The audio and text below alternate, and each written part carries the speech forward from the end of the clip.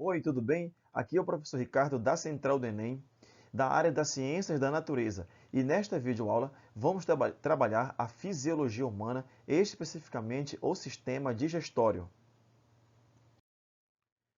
O sistema digestório é formado pelos seguintes órgãos: a boca, que é o local onde vai iniciar a digestão dos alimentos, a faringe, o esôfago, que apresenta movimentos peristálticos, cuja função é empurrar o alimento até o estômago, que é o local onde ocorre a digestão inicial das proteínas. Após o estômago, o alimento vai para o intestino delgado, que é o local onde vai ocorrer a digestão final dos nutrientes, e posteriormente para o intestino grosso, finalizando no ânus.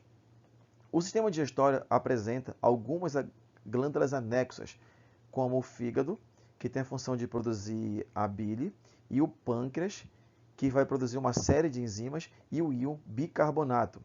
A função do sistema digestório é transformar macromoléculas, como o amido, que é um polissacarídeo, em micromoléculas, como a glicose, que é um monossacarídeo.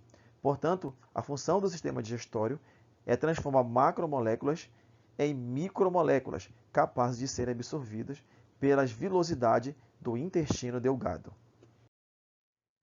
Bom, é na boca que vai ocorrer a digestão mecânica, que corresponde à ação dos dentes e da língua.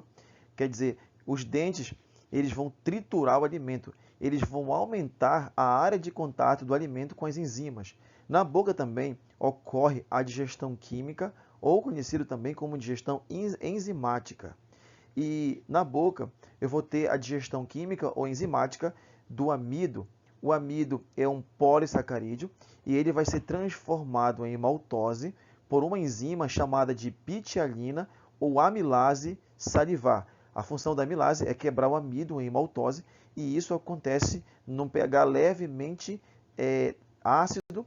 Consideramos um pH neutro, que é um pH igual a 7. Após a boca, o alimento vai para a faringe e da faringe para o esôfago. No esôfago, eu vou ter o que eu chamo de movimentos peristálticos. Os movimentos peristálticos têm como função empurrar o alimento, que agora é chamado de bolo alimentar, até o estômago. E esses movimentos peristálticos, eles ocorrem graças à musculatura lisa do esôfago, que tem uma contração involuntária. Anatomicamente, o estômago apresenta a forma da letra J. O estômago apresenta um esfíncter chamado de cárdia, que vai separar o esôfago do estômago. Apresenta outro esfíncter chamado de piloro, que vai separar o intestino delgado do estômago. O alimento no estômago ele vai ser chamado de quimo, num processo chamado de quimificação. E o estômago vai produzir um suco, conhecido como suco gástrico. E o suco gástrico apresenta os seguintes componentes: o ácido clorídrico, que é o HCl, deixando assim o estômago ácido, e uma enzima chamada de pepsinogênio, e essa enzima apresenta a forma inativa. O HCl, ele que vai ativar o pepsinogênio, transformando-o em pepsina. A renina é a enzima que vai fazer a precipitação da caseína, facilitando assim a digestão das proteínas, principalmente a proteína do leite, que é a principal fonte de alimentação dos bebês. Por isso que a renina ela é muito comum no recém-nascido. Uma outra substância presente no suco gástrico é a mucina gástrica, cuja função é proteger a parede do estômago contra a ação do ácido clorídrico. Aqui nós vamos perceber agora a digestão das proteínas. Tudo começa com o pepsinogênio. Primeiro, o pepsinogênio vai ser transformado em pepsina na presença do HCl. Posteriormente, a pepsina ela vai transformar as proteínas em peptídeos menores. E todo esse processo acontece no estômago. Vamos agora falar das glândulas anexas, que é o fígado e o pâncreas. No fígado, o fígado é o local onde vai ocorrer a produção da bile, e essa bile vai ser armazenada na vesícula biliar. Portanto, o fígado produz a bile e a vesícula armazena essa bile. Quando o lipídio, que é, como exemplo, a gordura, chegar no intestino delgado, a vesícula vai contrair e vai empurrar a bile até o intestino delgado. E a função da bile é emulsificar os lipídios, ou seja, agindo como detergente, transformando gotículas grandes de lipídios em partículas pequenas de lipídio, facilitando assim a ação das lipases, que são as enzimas que vão realizar a digestão dos lipídios. Bom, o pâncreas ele vai produzir um suco conhecido como suco pancreático. O pâncreas produz uma substância que é o bicarbonato, que tem a função de neutralizar o alimento que vai do estômago até o intestino delgado. O pâncreas tem uma série de enzimas, como a tripsina e a quimitripsina, que vai realizar a digestão das proteínas, a lipase pancreática, que realiza a digestão dos lipídios, e a amilase pancreática, que vai realizar a digestão do amido. Existe também outra amilase, que é a amilase salivar, só que a amilase salivar faz a digestão do amido lá na boca. E uma outra enzima do pâncreas são as nucleases, cuja função é digerir os ácidos nucleicos, como o DNA e o RNA. Vale também aqui destacar que as enzimas do pâncreas elas não vão trabalhar no pâncreas, em si no intestino delgado.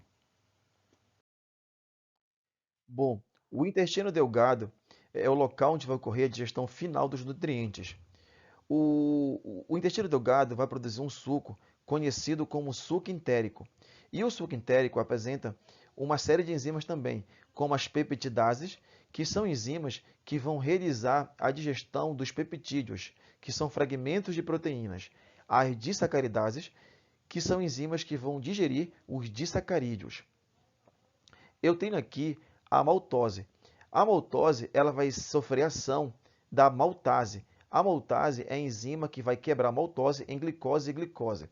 Vale a pena lembrar que a maltose ela veio lá da boca. Lembre que lá na boca eu tenho a amilase salivar, ou pitialina, que transformou o amido em maltose.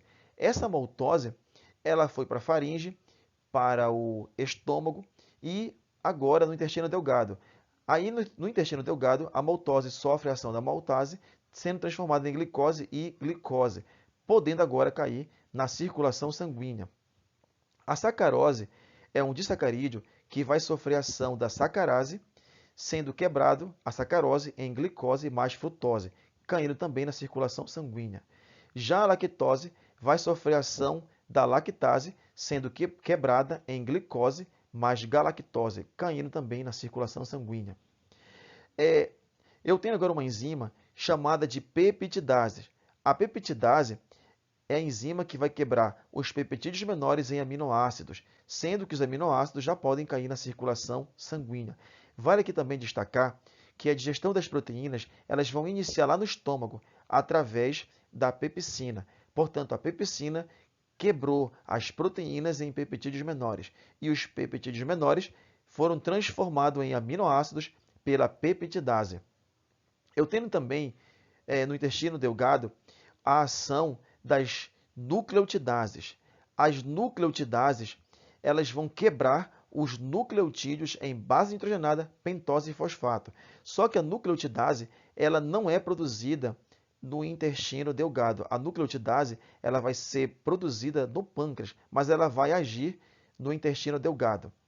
Em relação à digestão dos lipídios, vale a pena destacar que o lipídio ele não pode ser digerido logo pela lipase. Primeiro vai sofrer ação da bile, a bile vai emulsificar o lipídio, posteriormente vem a lipase. Portanto, a lipase ela vai agir sobre o lipídio emulsificado, transformando ele em ácidos graxos mais glicerol, caindo assim na circulação sanguínea. O intestino delgado apresenta umas dobras chamadas de vilosidades intestinais. A função dessas velocidades é aumentar a área de contato com os nutrientes, ou seja, maximizar a absorção dos nutrientes. Vale a pena destacar que também eu tenho dobras a nível celular. E a nível celular são chamadas de microvilosidades, que também têm a função de aumentar a absorção dos nutrientes. Bom, agora bora falar um pouco do intestino grosso. O intestino grosso, que é este órgão aqui, é o local onde vai ocorrer a absorção de água e sais minerais. E no intestino grosso, eu tenho bactérias que vão produzir vitaminas, como a vitamina K e a vitamina B12. O intestino grosso, ele apresenta uma região chamada de seco, que é a primeira porção aqui. O seco seria a região que vai estar próximo ao intestino delgado. Posteriormente, você vai ter aqui o cólon ascendente, depois o cólon transverso, o cólon descendente, o sigmoide, o reto e o ânus. Então, essas são as regiões do intestino grosso, cuja função principal é absorver água e sais minerais. Bom, aqui eu tenho uma questão do sistema digestório que caiu em 2018. Para serem absorvidas pelas células do intestino, os lipídios ingeridos precisam ser primeiramente emulsificados. Lembra, quem faz a emulsificação dos lipídios é a bile. Nessa etapa da digestão, torna-se necessária a ação dos ácidos biliares, visto que os lipídios apresentam uma natureza polar e são insolúveis em água. Esses ácidos atuam no processo de modo a, letra A, hidrolisar os lipídios, B. Agir como detergente. C. Tornar os lipídios anfifílicos. D. Promover a secreção da lipase. E. Estimular o trânsito intestinal dos lipídios. Bom, aqui a resposta seria a letra B, porque a função da bile, que é formada por ácidos biliares, a função da bile é agir como detergente, facilitando assim a ação das lipases. Esta foi a nossa aula sobre o sistema digestório. Muito obrigado e até a nossa próxima videoaula.